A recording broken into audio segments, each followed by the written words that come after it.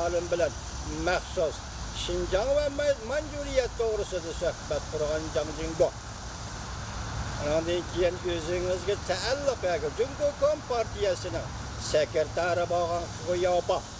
Şinjan doğrusida oltimoqlik siyosat, Tibet doğrusida oltimoqlik siyosat. O'xshash Jingo Kompartiyasining sekretari sizga o'xshash. Yani birisi Jang Jeshi, Kuomintang Partiyasining daisi. Yoki ma'muriyat boshlig'i shu vaqtga Vivenjang ma'muriyat boshlig'i Jang Jeshi. Bu kishi ham 1945-yil 10-oyda Tashqi Mong'oliyaga referendum huquqi berdi. Siyosiy tanlash huquqi berdi. Tashqi Mong'oliya xalqi aqlli xalq ekan-ku, talash tortish qilmaydi. O'zi 90% Mong'ollar imzo qo'ydi. Referendumga imzo qo'ydi. Mustaqil bo'lishini talab qildi. Jang Jeshi mustaqillikni berib, biz Toshkentda sizga misol keltirmaylik. Jungo yoki Junghua millati deysizlar bu. O'sha millat ichidagi 3 odam Jang Jeshi, Jang Jingo, Xuyoba. Siz shularni darab bo'lsa-mu navbatdagi vaziyatda Jungo xalqining kelgusini o'ylasangiz, agar mustamlika alla Tibetlarga, Uyg'urlarga o'z siyosati bo'yicha bagavvatimiz bo'yicha onun bu kamchilik qilaylik desiniz.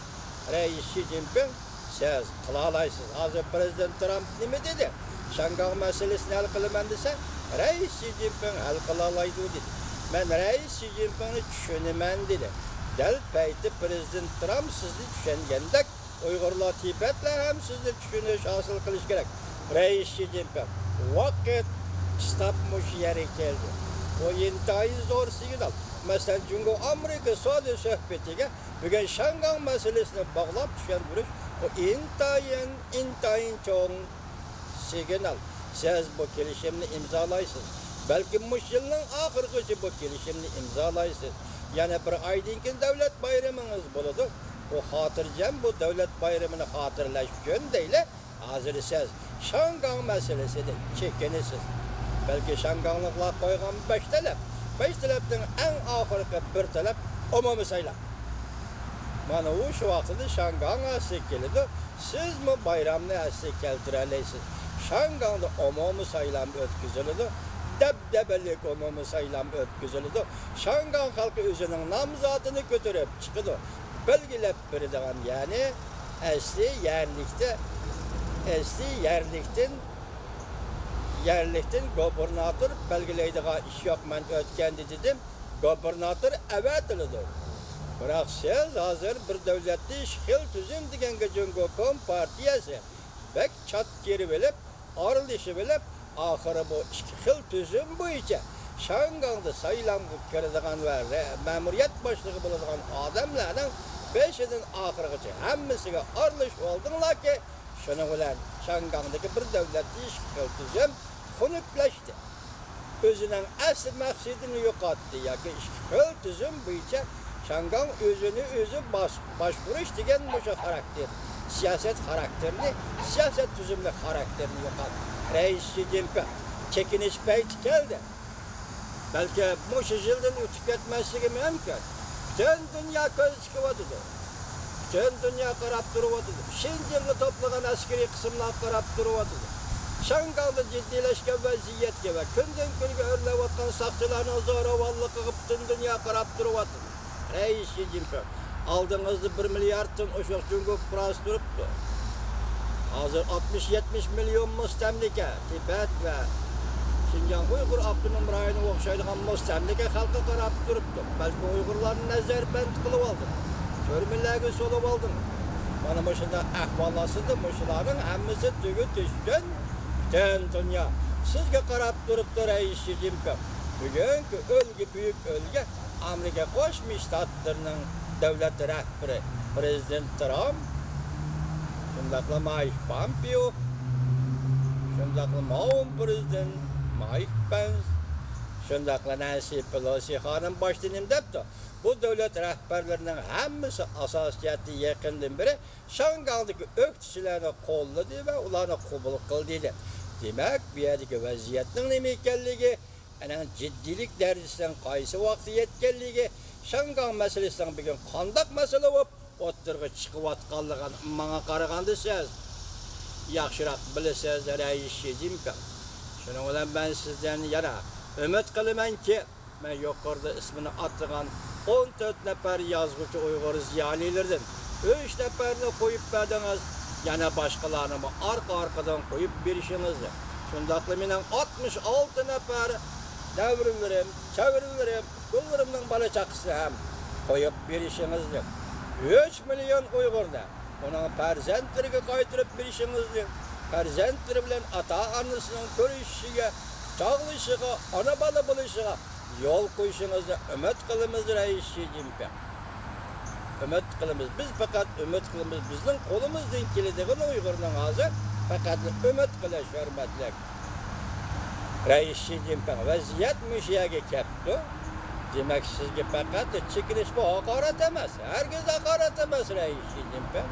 Ayni vaqtda Gorbachevni necha qatim olg'a ilgirlab, necha qatim chekinib degida. Butun Rossiyada emas, butun dunyoda islohotning ajoyib bir o'lgisini, tarix kirib ketgan o'lgisini, tarixiy yezib ketgan o'lgisini tikladi. Yevropalik shuni qiladigan ekan, Osiyolik nima uchun buni qila olmaydi, Rais Jinping? Siz Tiananmen'da bo'lib o'tgan voqealarga tarixda keyin boshqa javob berdi. Bu voqealar avval Rossiya va Yevropadagi o'zgarishdan boshlandi. O o'zgarishni Junguliklar ilhom oldi. Xuddi Mavzudun aytgandek, oktyabr inqilobidan Jungu inqilobi o'lga olgandek, dastlabda uyg'unish, davrash davri kirgan Yevropa, Sharqiy Yevropadan Junguliklar o'lga oldi. Tiananmen voqeasi portildi. Tiananmen voqeasi o'xshashli Yevropaga ta'sir ko'rsatdi.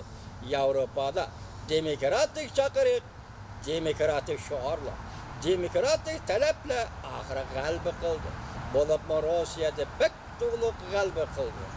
O'rta Osiyodagi mustamlika mamlakatlarga mustaqillikni berib etdi Rais Jinping. Mushu yo'l. Bu tarixning yo'l, tarix o'zi ochgan yo'l. Tarix o'zi ochgan yo'l. Amerikaning siyosiy yo'llari Reagan apandidan. Siyosiy yo'llar kirgan. Gorbachevdagi siyosiy yo'llar ham shu yo'lda. Shu harakatni qilib bugungi Rossiyani o'ttirga elib chiqdi. Sizmi ham xuddi shunga o'xshash bir junguni o'ttirga elib chiqishingiz kerak, Rais Jinping. Bu bizning umidimiz. Men dedim tuligan bu 21 million Uyg'urning maydonida turib so'zlayapmiz.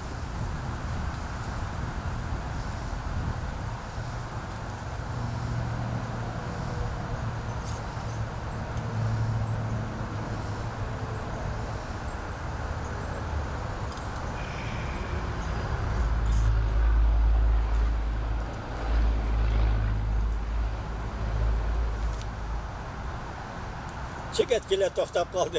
Xudo xolisi vatandaşlar. Men leksiyalarimda so'zlabmasam, muhokamamda so'zlab shu yerga kelganda yana kichikgina bir ilova qilishda vatandaşlarning samiga selib qo'ydim. Muhokama munozirasiz bo'lmaydi. Munozirasiz qolgan muhokamaning qimmati bo'lmaydi. Biz sizlarga uzun zamondan beri so'zlab kelyapmiz. Gapnayt uçuq, gapnayt ilmiy bo'lishi lozim. Men yaqinda sizlarga Ladakh to'g'risida so'zladim, ko'z qarashimdan hargiz yanmayman. Siyosat maydonimdan hargiz yanmayman. Ladakh shahri Uyg'uristonning 15-asrdagi Saidiya xonadonligi davridagi Uyg'uristonning ikkinchi cho'ng shahri. Yoki yaqinni markaz deb atsak, 3-cho'ng shahri. Men Ladakh to'g'risida so'zlagan leksiyamga Yunus Amri isimli bir kishi shundoq inkosi yozibdi. Bu odam Uyg'urmi yoki qozoqmi debdi.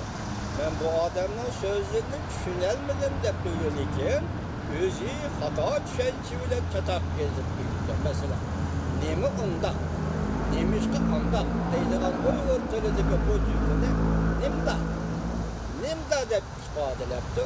Şunun qaraganda o'zi chala yoki chala odam. Chala qolgan odamdek bilindi menga. Shuni bugun az gumon qilib qoldim. Bu odam hozir bu dunyoga keladigan odammi yoki qandaqdir bir yerga beshi qisilib qolib, yo ichkariga kirib ketolmay onasining qo'shiqiga, yo yerga tushanmay tortib qo'ydigan kindikanisi yo'q. Beshi qisilib qolib, Şu arlıqda qalğan adamman, mən bilənməyə qaldım.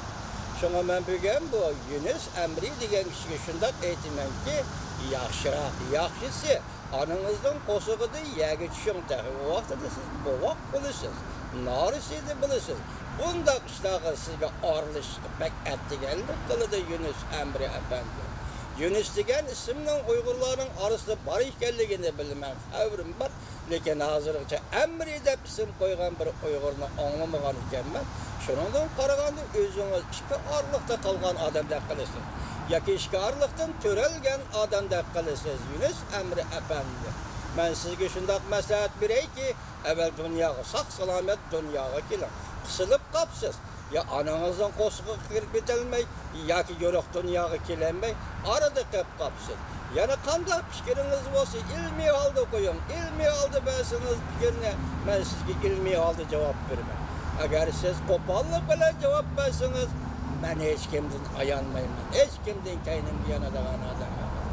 Biz ilmiy so'rinda, ko'pchilik ko'rayotgan so'rinda ilmiy paran qilaylik. Yunus Əmri Əfəndim, men sizga aytdim.